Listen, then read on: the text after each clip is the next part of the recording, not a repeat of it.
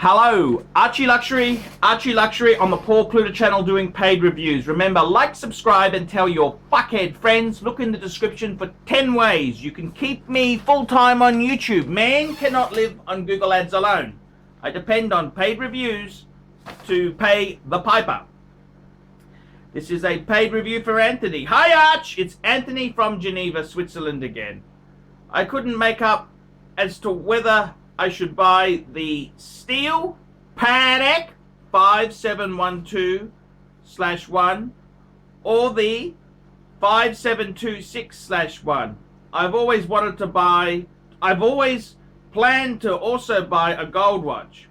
Before Baselworld 2017, before the novelties came out for Patek, I was thinking about buying the steel Nautilus 5712A/A or the 5726A.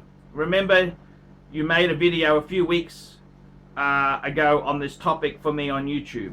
And then a much higher end Patek, a rose gold 5170R. That's the chronograph, the wonderful chronograph with black dial and Arabic numbers, and the column wheel chronograph. Baselworld 2017 has completely changed my initial plans and my views as to which watches to buy. Now I am thinking about buying the 5712R in rose gold,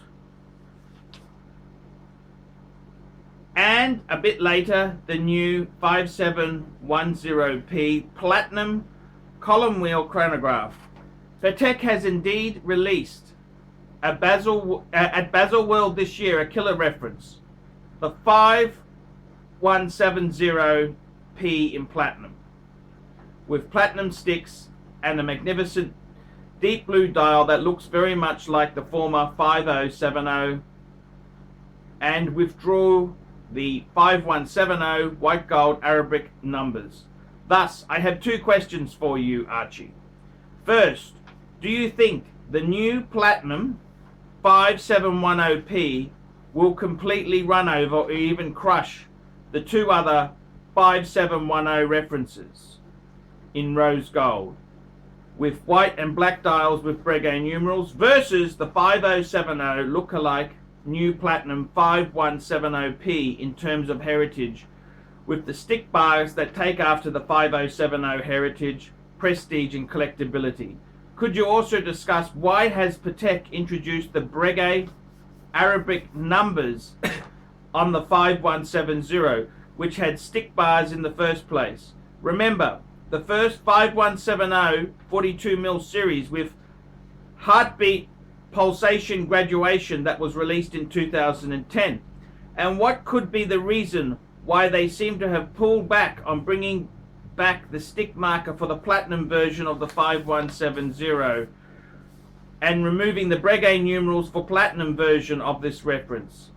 Is it fair to say that a 5170 with stick markers will generally be more collectible and prestigious than a 5170 with Breguet numerals, e.g. the two other rose gold 5710? In other words, is it more advisable to buy a 5170 with stick bars, first and third generation of the reference, rather than one with the Breguet Arabic numerals, second generation of the 5170? My second question is about rose gold Nautilus. Could you please make a decision about the whole rose gold Nautilus line? 5711R, 5712R, 5980R leather strap, 5980AR-1 two-tone, and the 5980R1 rose gold bracelet. If you were to buy a rose gold Nautilus, which would you pick between the 5 references? Thank you again for your very good reviews on Patek. Best wishes, Anthony. P.S. I am multiplying your usual fee for the video by 10.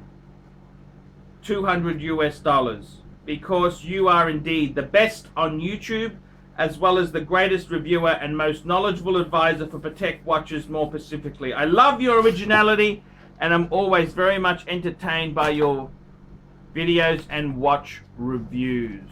Wowzers! Wowzers, wowzers, wowzers. What a amazing, what an amazing fan. 10 times the usual fee. Jesus Christ. Jesus Christ. Okay, some very interesting questions there. We specialize here in pre-owned Rolex watches. Rolex watch is a very special timepiece, and we always do the servicing exactly as factory specifications. We buy a pre-owned piece and we put it into brand new condition. We have Rolex certified technicians working on that. We completely disassemble the piece. We adjust and polish and change every single part of the watch. You have to have certified watchmakers that know what they're doing. If you have an expensive car, you're just not going to bring it to any mechanic that doesn't know what they're doing. You spend $5,000, it's like if you put money in the safe deposit box. And 1 or 2 years from now, you will keep having your $5,000. We have to spend a lot of money to get all this equipment together, but makes me feel I'm doing what I'm supposed to do. It's not a question of money, it's my passion. Jewelers on time, simply the best. Okay, let's start tackling this this really long question here, this really intense email. So firstly, okay, so Basil World has completely changed your plans. Yes, that is, I understand where you're coming from. This is the excitement of New Year's releases. But I gotta be honest with you. Let's just calm down a bit here. Let's have a look here. So now you're saying you were planning to buy. You wanted to get a steel 5712, okay, fair enough, /1, or a 5726, which is that's the 5726/1.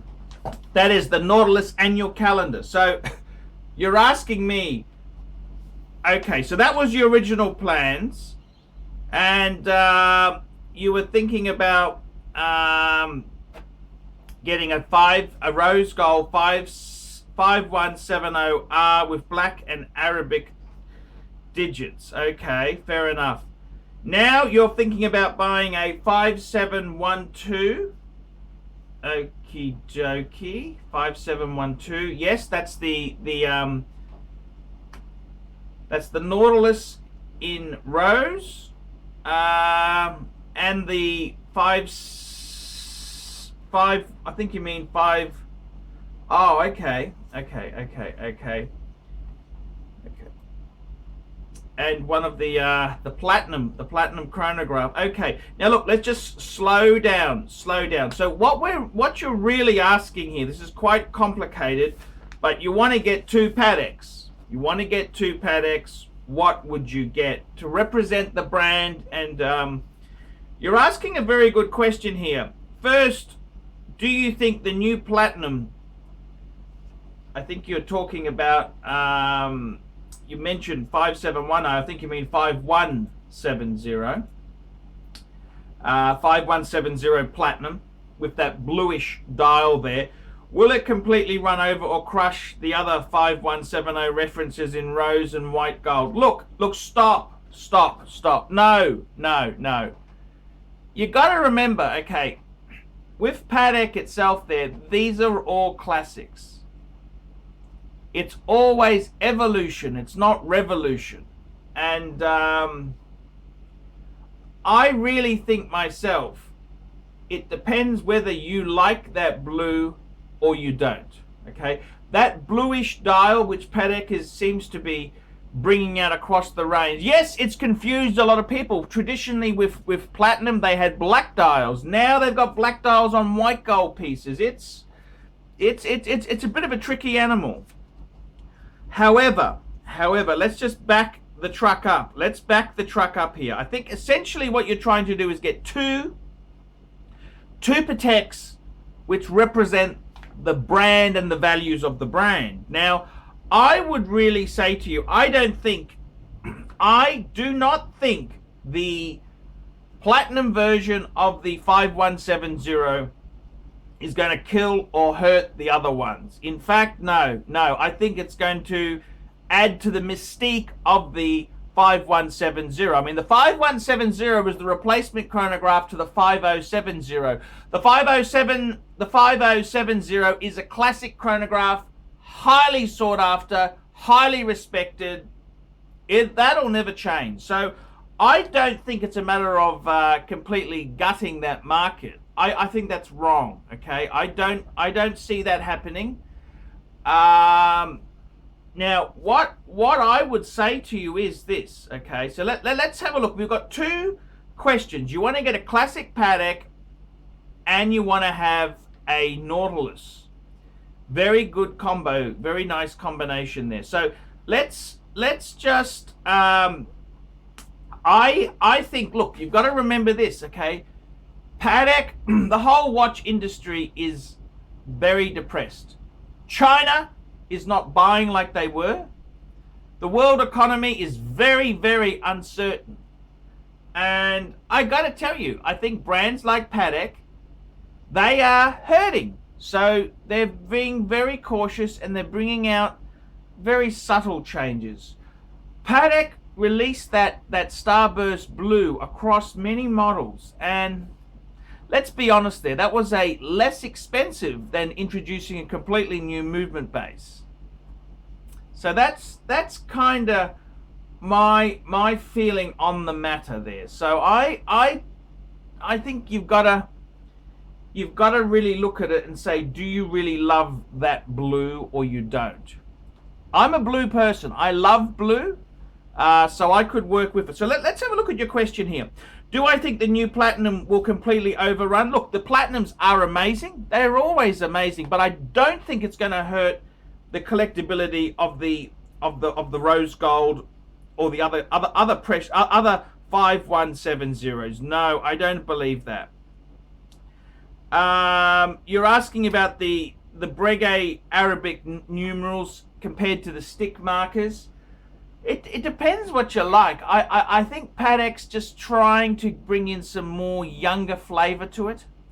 The watch market is fucking tough. To add numerals on it doesn't cost a lot. Okay, it changes the look of the piece completely, but it doesn't cost a lot of money to do. So I just back the truck up.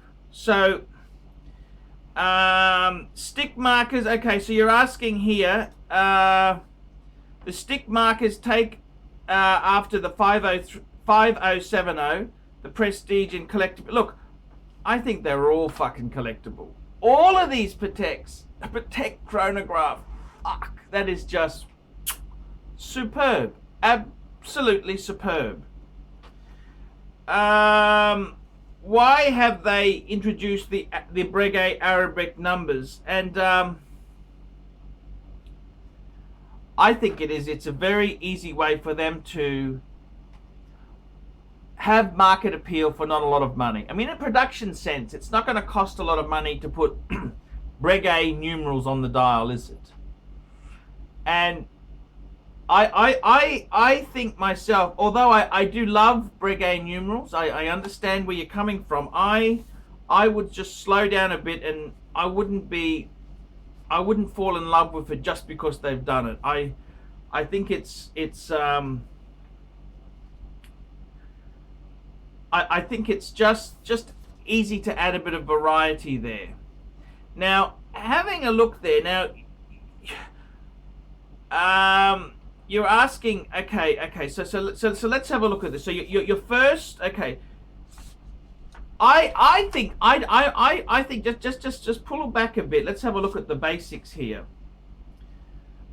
Why have Patek introduced the Breguet Arabics? It's simple. The market is tough. It's damn tough. So it's an inexpensive way of doing something different. Same reason they bought out the blue. Okay.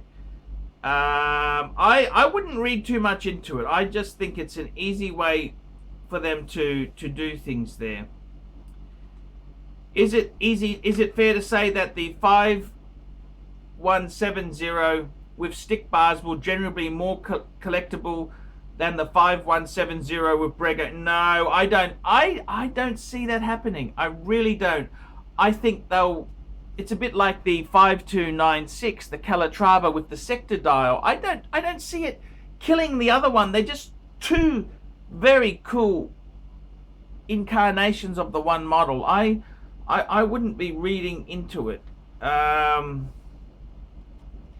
You're asking, is it advisable to buy a 5170 with stick bars rather than the Breguet? Personally, I think you got to buy. My honest advice to you is this: don't be buying what you think will be worth more. That's a wrong way to do things. Buy the one you love. Okay? That's what I honestly think there. I think you're looking at it from it is a lot of money. Yes, it is. It's a fortune. It's fucking expensive. And I personally, I buy used. Okay, I'm a used buyer. I buy things that are good value. Now, I sense from reading your thing here, money's not as tough as it is in my household. But I would honestly say to you, don't buy what you think's going to be worth more. That's the wrong way to go about it. I would say to you, buy what you love. In the past, I've always bought things because they were cheap. I bought certain models because they were cheap. And when I bought my 5107, everyone said I paid too much. I bought it because I loved it. It was just so cool. And I ended up making a good profit on it when I did eventually sell it. So I would say, don't look at this thing and say, hey, which one's going to be worth more? You don't give a shit. You're wealthy enough to buy the one you love, okay? Buy the one you love, because I got to be honest with you, they are absolutely amazing. I can't fault them at all. What would I buy? Okay, so let's have a look at this. So I think move away from what you think is going to be more collectible, more valuable. That's the wrong. What do you like? Okay, what do you like? Okay, it's like buying a Mercedes-Benz. Do you buy a CL or do you buy an SL? And if you hate the SL, you think, oh, I really wanted a coupe. Well, fucking buy it. Okay, it hasn't got the resale value of an SL in 5 years, but do you really give a shit? With this here, I think you've got to look at this and say, okay, you want to get two beautiful Pateks. Okay. So what you're saying is you want to buy a 5170. What would I buy? I tell you what I would buy. I tell you honestly what I would buy. If you can stretch to that new Platinum with stick markers, grab it. Okay? However, it's going to be a very, very expensive watch. Okay? I would go for that. I love it. I love that blue. I don't care whether that blue sunburst dial I think is gorgeous. I love it. A Platinum 5170. That is the best of the best. I would go Platinum. However, if that was a little bit tricky, wasn't available, or a little bit expensive, I would go 5170R with the Breguet numerals, no problems. The applied Breguet numerals. I'd probably go black dial. Nothing wrong with the white dial, but that's what I'd get. Okay. So I think if you can get a 5170 with the blue dial with sticks, grab it. Platinum. It is a gorgeous piece. If it's a hassle to get the Platinum one, go for the rose gold with the black dial. outstanding. Outstanding. Now your second question there, your second question is, so you've got a precious metal chronograph, that's your traditional Patek. Now you want a Nautilus. What would I go for? What would I go for? This is a tricky question, see? Very tricky, because if money was no object,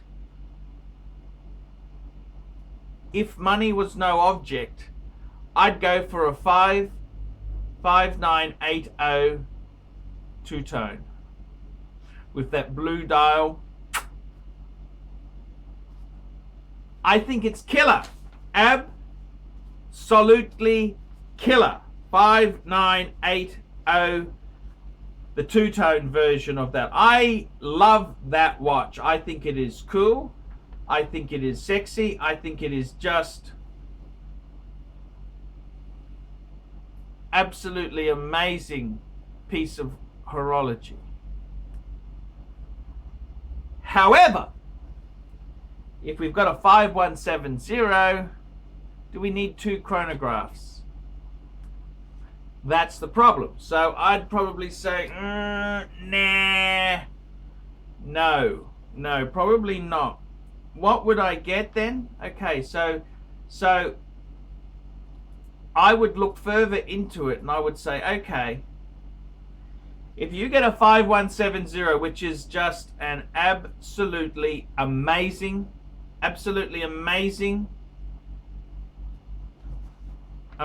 piece, as a second watch,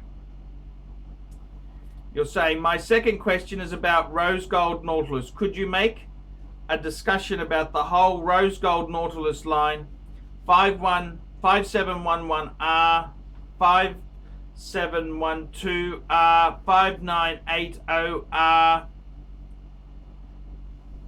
Now, I would really say to you, hang on a minute here.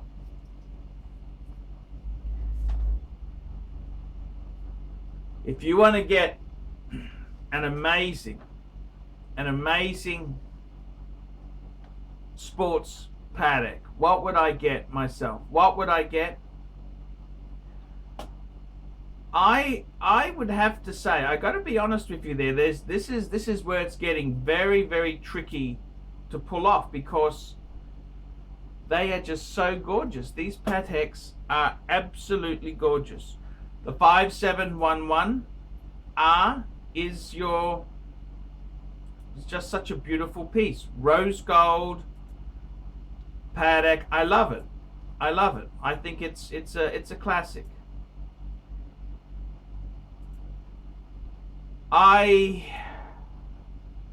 The 5712, which is, that's got you've got moon phase, you've got your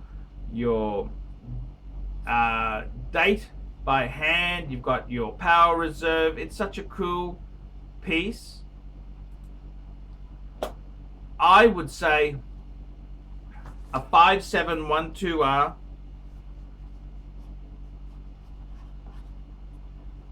would be absolutely perfect. 5712R in rose gold.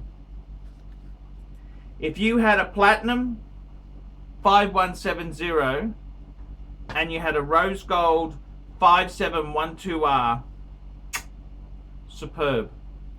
Absolutely superb. That's a perfect combo. The other piece is the 5980, and I got to be completely frank with you. I love the 5980. However, do you really want to have two chronographs? I mean, the Patek chronographs are horribly expensive. Horribly. I'd be inclined, you know, I even love the 5726. That's the annual calendar Nautilus. I think that is such a cool piece to have. I even love it in steel. I don't see that as a bad thing at all. I think it is a really cool piece in steel. Now, in all honesty there, I would be saying, you know, if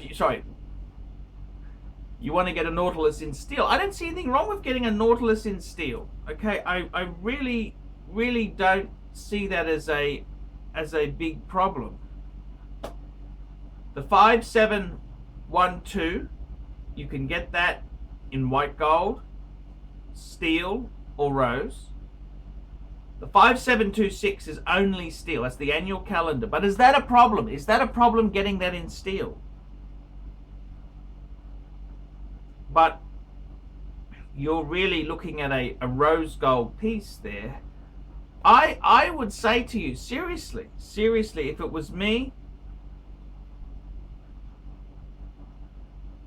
you want to buy, your question is, if I were to buy a rose gold Nautilus, which would you pick between these 5 references?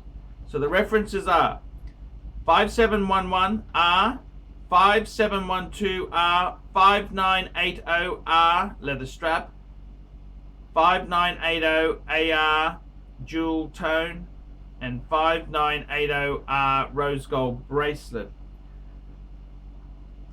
I gotta be completely honest with you. If you got a platinum 5170, I'd probably go for a 5712R. That's what I'd go. I'd go for a 5712R in rose gold. I think that'd be a great piece. It depends whether you get the 5170 in platinum or rose gold. Because if you did get the 5170, the chronograph in rose gold, I'd probably, in the Nautilus line, I'd probably go for a white gold or steel Nautilus. So if I went for the 5170R, I would, as a Nautilus, which one would I take? Which one indeed?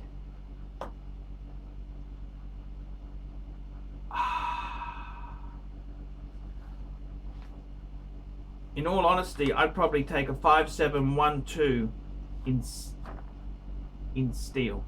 Okay, that's what I would do. I would take a if I had a 5170, that's the chronograph in rose gold, I would be getting a steel 5712 bracelet Nautilus. That's what I'd do. Okay, so let's just clarify what my recommendation is. So if you're going to get the platinum 5170 chronograph, go for the 5712R. If you go for the 5170R, it's the chronograph in rose gold, go for the 5712 steel. I'm going to throw a third option at you, okay? If we looked at it, so we've based that decision there on the fact that we're going to get a 5170 chronograph. If we took it bull by the horns and said, okay, we're going to get a 5980 two-tone, okay? Two-tone, 5980 two-tone, steel and gold. What classic Patek would I go for? That's a very, very interesting question. What would I go for? How about, because we've got the chronograph on the 5980 two-tone, that's the Nautilus. I reckon we could go for a 5396R. Absolutely stunning. Absolutely stunning. The 5396 is the annual calendar, rose gold. It is probably, I think, one of the most beautiful annual calendars of all time. I love the 5396. That is probably my current grail. Okay, that's what I'd be looking as a third option there. So I hope it helps. I hope it helps. I got to tell you, you're a very, very lucky man to be making these decisions here. At the end of the day, I would be buying what you love. Don't worry about other people or investment value. Who cares? Buy what you love, and surprisingly, they tend to be valuable over time. And I remember years ago, I said to one of my wives, I said, hey, which watch do you want? She ended up choosing a Patek 24. Patek 24 in steel. And quartz, paying so much for a quartz steel watch with diamonds. Ooh. But when it came to resell it, I got most of the money back. It was a very saleable watch. So my advice to you is don't buy things for what you think collectors will want.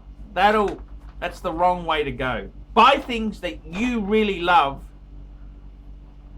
and if they become the really valuable, if they go up a bit more, well, great. If not, who cares? You still love it. So that's probably the best advice I can give you. So thank you so much. Thank you so much for the very generous support there of the channel. I really do appreciate it. I'm ArchieLuxury. Tell me what you fuckers think of that.